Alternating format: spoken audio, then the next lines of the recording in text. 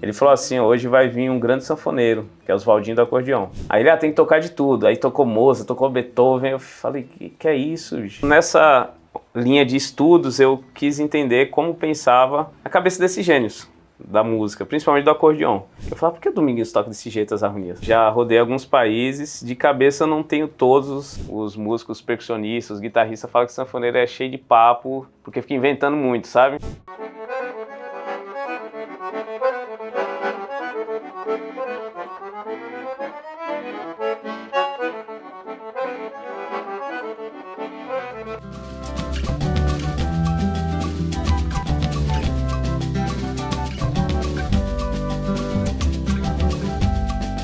Olá, eu sou Zé Guilherme e você está aqui no canal Entre Meios, um canal de entrevistas no YouTube com novidades toda semana. Toda quarta-feira às 19 horas temos uma entrevista nova com uma personalidade nova. E já que você está aí, eu vou aproveitar para te convidar para se inscrever no canal, clicar no sininho para receber as notificações em primeira mão, curtir e comentar. Toda quarta-feira, 19 horas, uma nova entrevista.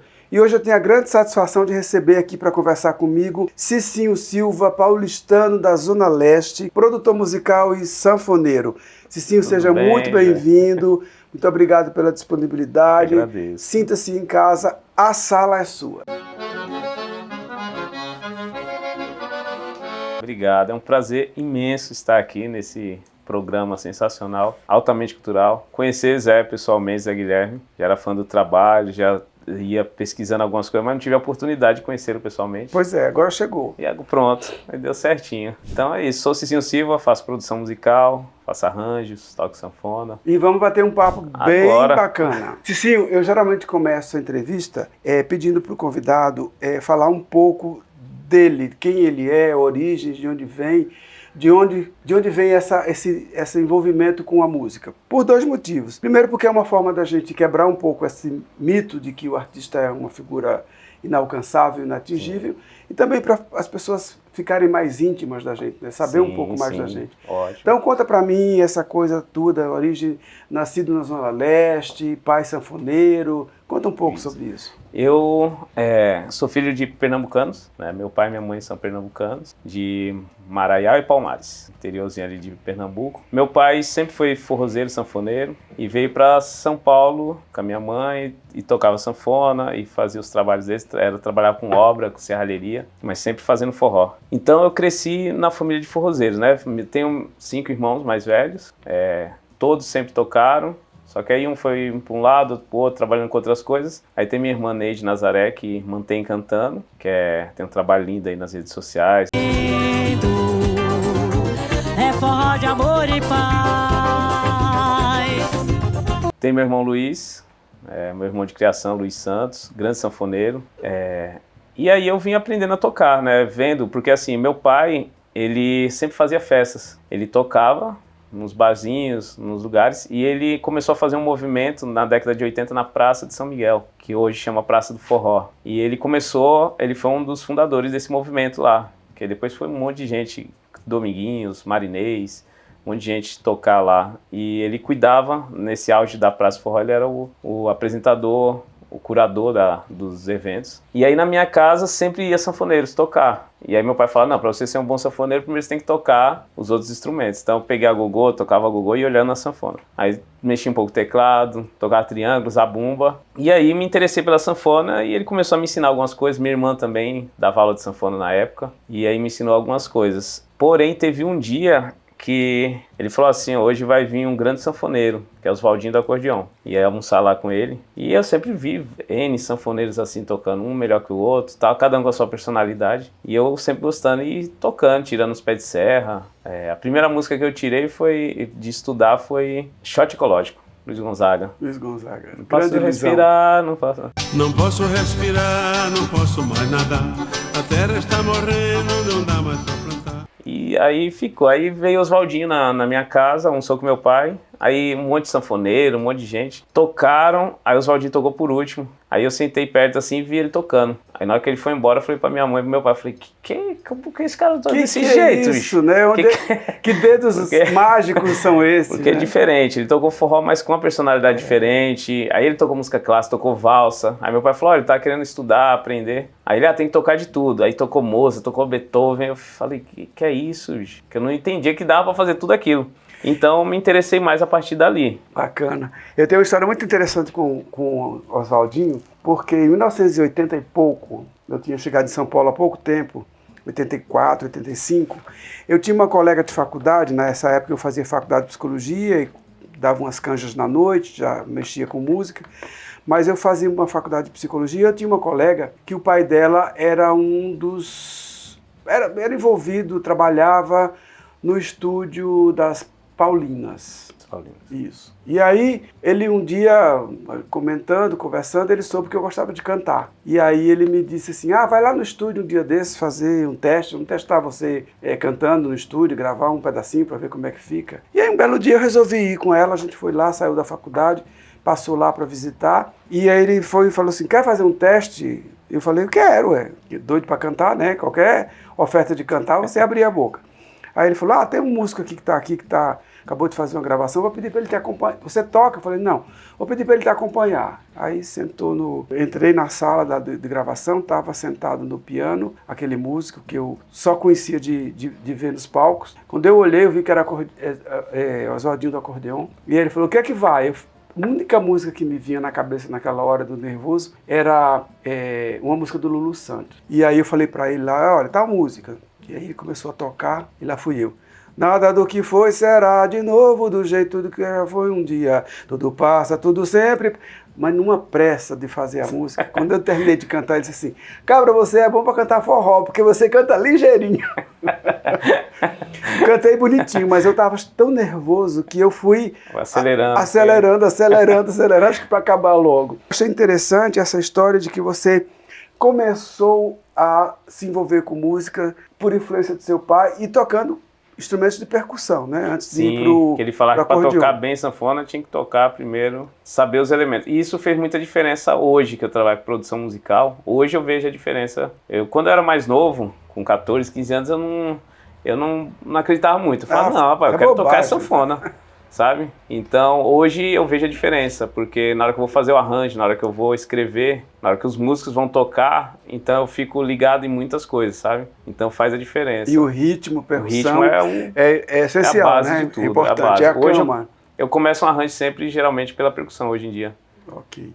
E aí foi aos 15 anos, né? Pelo que eu vi nos seus históricos aí, que você começou efetivamente a estudar o acordeon. Assim. Que aí eu entrei no primeiro conservatório, Horácio Sinatra. Mas de todo modo, o primeiro professor meu pai. De sanfona foi seu pai, meu pai, Luiz Nazaré. E eu só entrei no conservatório porque, infelizmente, ele veio a falecer. Eu tinha 14 para 15 anos. Então, eu precisava continuar estudando, praticar. Aí, entrei no conservatório. Minha mãe falou, você quer tocar, então você vai estudar direito, vai tocar direito. Aí me colocou no conservatório.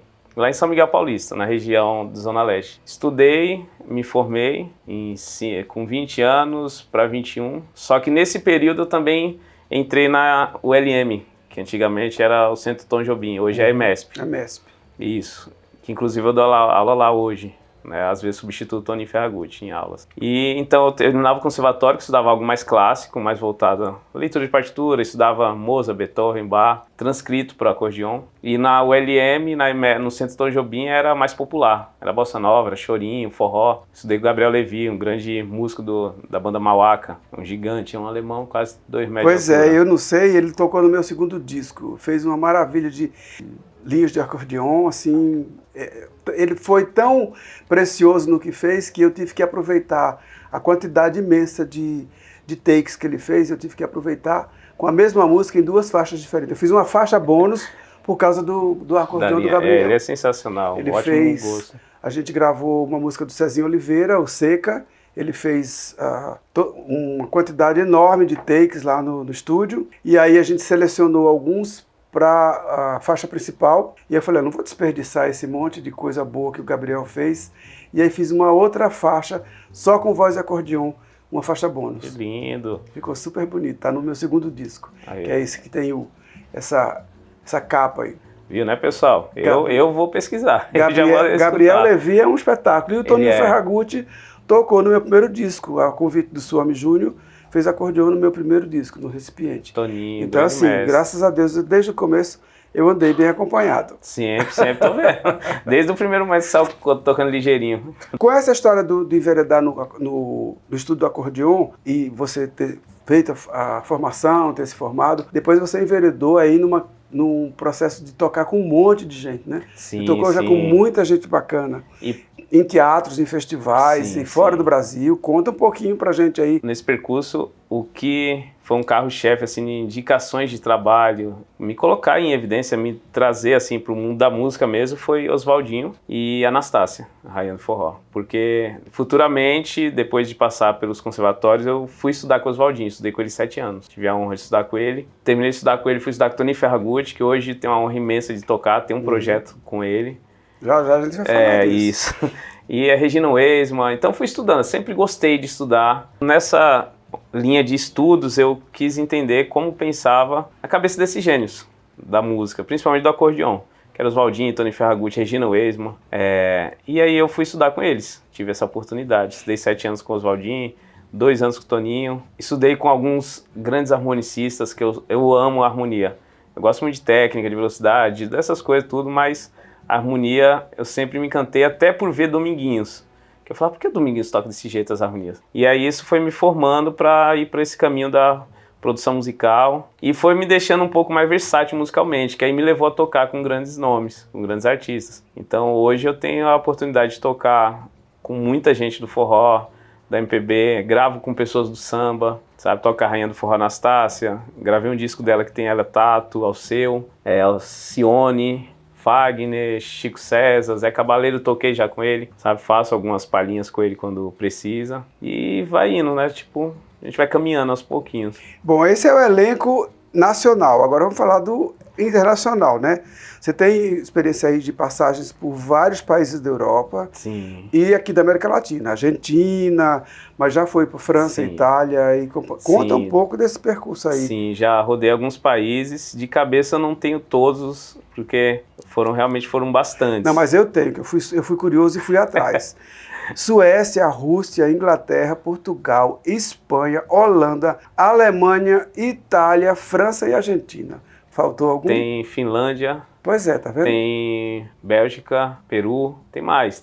É que eu não tô assim, eu achei esse leque aqui, agora com certeza tem muito mais, mas conta um pouco como é para você, como é que você se sente com essa possibilidade de ter tocado em tantos países, ter levado o teu som para esses lugares todos. Tive a oportunidade de tocar no primeiro Brazilian Day de Barcelona, foi lindo, foi com a Anastácia, Rainha do Forró. Tenho algumas produções também, assim, internacional. Eu tenho a produção da Lu Garrote, que é uma cantora argentina. Que é sensacional, tá lá nas plataformas. Tenho da cantora uruguaia Valentina Guichen. Mera coincidência, olhar deságua no meu. Tenho do Forró Bamba, que é da Inglaterra.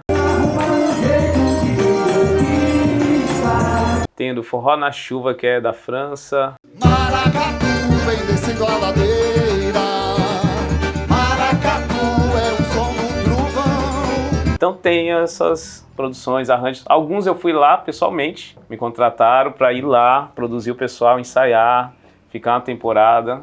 Então foi lindo, foi sensacional. E outros eu produzi daqui mesmo. Bom, aí eu fiquei pensando aqui, eu acho que assim, eu preciso gravar um disco de forró com o Cicinho. Mas eu falei, bom, depois desse currículo todo, Europa e América Latina, eu não vou ter nem condição de convidar o homem para tocar comigo. Imagina, vai ser um prazer, vai ser uma honra imensa. Você sabe que é um projeto meu que eu tenho. Eu sou nordestino, mas desde meus primeiros trabalhos, eu trago um sotaque nordestino, eu trago referências às minhas origens, nos meus trabalhos todos, mas eu nunca fiz um disco especificamente voltado para a minha origem. Eu sou um dançarino de forró de primeira, adoro dançar forró. E é um projeto que eu tenho de gravar um disco com clássicos do forró. Eu não vou nem pensar, vou ser pretencioso, eu vou para os clássicos do forró, assim, para fazer um disco bem com minha assinatura, de Sim. cearense no forró. Olha que Bora legal, lá? lindo, bora, já aceitei. Já viu? vamos conversar no futuro. Eu estou Já. fazendo um projeto novo agora, mas quando eu terminar esse, eu já vou entrando no outro. Aí a gente conversa. Que lindo, vai ser uma honra imensa. Aí, tá vendo, viu, gente? Tomara que dê certo. Ó, Já deu. Registrado oficialmente no YouTube, hein? Já deu certo, já. É isso. Cicinho, mas aí eu queria que você contasse um pouco, porque aí a gente entra nessa seara da oportunidade de você conviver, tocar e ter de perto um ídolo, que é o caso do Toninho Ferragutti, que você falasse um pouco desse projeto de Choro em Choro. Sim, o projeto Choro a Choro é um projeto que está contemplado no 6º edital da música. Escrevi junto com a minha amiga Elielma Carvalho, grande produtora, escreve muito bem. Então, o projeto de Choro a Choro é formado pelo Quarteto Domingando. O Quarteto Domingando nasceu uns 3 anos. Foi na época da pandemia. A gente recebeu um convite do Clube do Choro de São Paulo para fazer um grupo de choro no qual tocasse repertório só do Dominguinhos, entende? Então, o Clube do Choro colocou algumas homenagens a alguns grandes nomes do choro. Pixinguinha, Orlando Silveira, Altamiro Carrilho. E aí eu peguei o do Dominguinhos. Falaram, ó, tá aqui Dominguinhos. E aí o que acontece? O Lucas Brojolo, pandeirista, que toca com a gente, ele falou, bicho, vamos chamar um pessoal legal, né, pra tocar isso aí, que já seja. Ele falou, Dominguinhos você toca. Ele falou, eu vou no pandeiro e vamos chamar 2 que seja realmente do choro, né, pra dar linguagem mesmo, trazer pro choro. Aí veio o grande mestre Edmilson Capelupi, que é um gênio do violão 7 cordas, referência no mundo hoje do violão 7 cordas. E o Alex Gonçalves, que é o cavaquinista, também espetacular, que trabalha com Demônios da Garoa há anos. Então fizemos essa apresentação, tá lá no YouTube.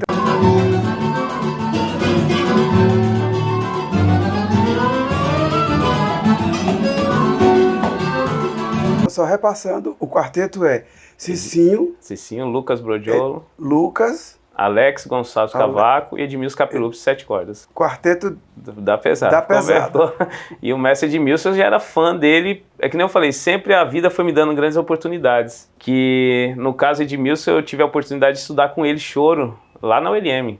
Eu estudei com ele foi meu professor de choro. E aí até para fazer esse grupo, pra gente ensaiar, eu escrevi todas as partituras, né, tudo bonitinho, o repertório do Dominguinho só voltado ao choro. E aí eu lembrando sempre, falei, rapaz, tem que treinar isso muito, porque o Edmilson, ele é muito detalhista, sabe? O Edmilson era tipo que a gente tava na prática de choro, na aula, tocando e o cavaquinho, a flauta errasse uma nota, ele fala, não, rapaz, assim o Pixinguinha vai se revirar no caixão. Vamos tocar direito, volta.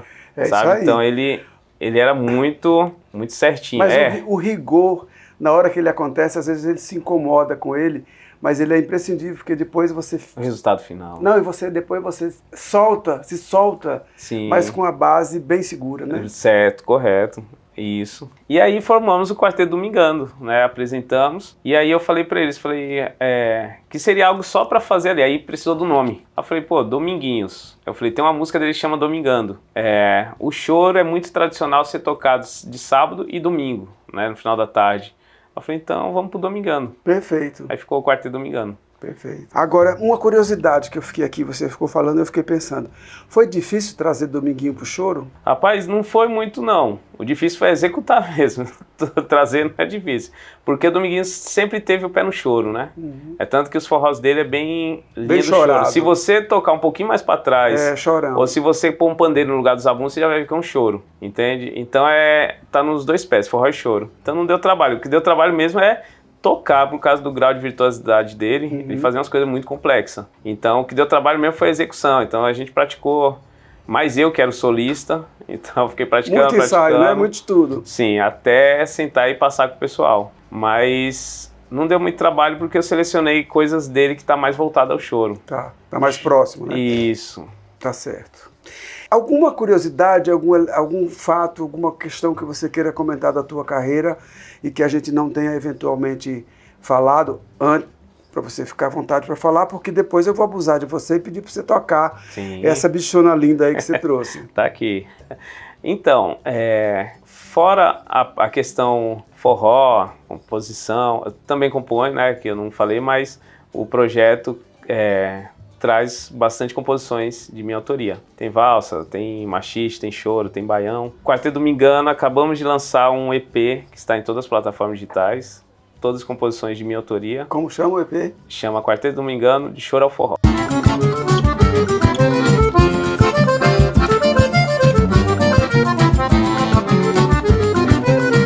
Ok. Que é a mistura do choro com o forró. Fiquem espertos aí, dão uma olhada nas plataformas digitais que estão todos lá. Tá lá, composições de minha autoria. Tem 2 músicas, porque assim, o quarteto traz muito música instrumental. A gente trabalha com a música instrumental. Porém, nesse EP eu tive a ideia de colocar 2 músicas cantadas, com letra. Então eu chamei um parceiro, um amigo, que compôs junto, Antônio Freire. Então tem 2 canções lindas, um rastapé e um baião. Você chegou assim, como quem diz amar, me prometendo sonhos, como saber se é verdade. Escutem lá que vocês vão gostar. E fora isso, eu tenho algumas premiações de sanfona. Ganhei o Festival da Lua Cheia como melhor sanfoneiro. Tem algumas premiações assim nacionais de apresentação no acordeon. Tem algumas homenagens. Eu fui intitulado agora, no mês passado, no mês de setembro, como Guardião Nordestino. A Câmara Municipal, os deputados, os vereadores fizeram uma pesquisa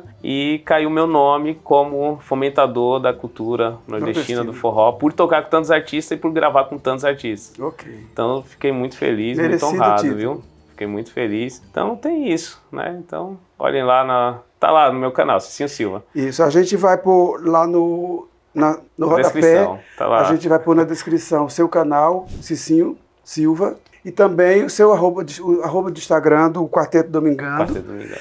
para as pessoas que ficarem curiosas irem lá Prestigiar conferir. o show. Isso. E prestigiar o show. Bom, e aí a gente não pode deixar escapar, né? Você tá aqui com esse acordeon maravilhoso de tocar alguma coisa pra gente, né? Vamos mostrar aí um pouco. Vou tocar uma música que chama Papo de Sanfoneiro, porque é a música de minha autoria, tá no EP do Quarteto Domingano, tá no repertório, Toninho toca comigo essa música.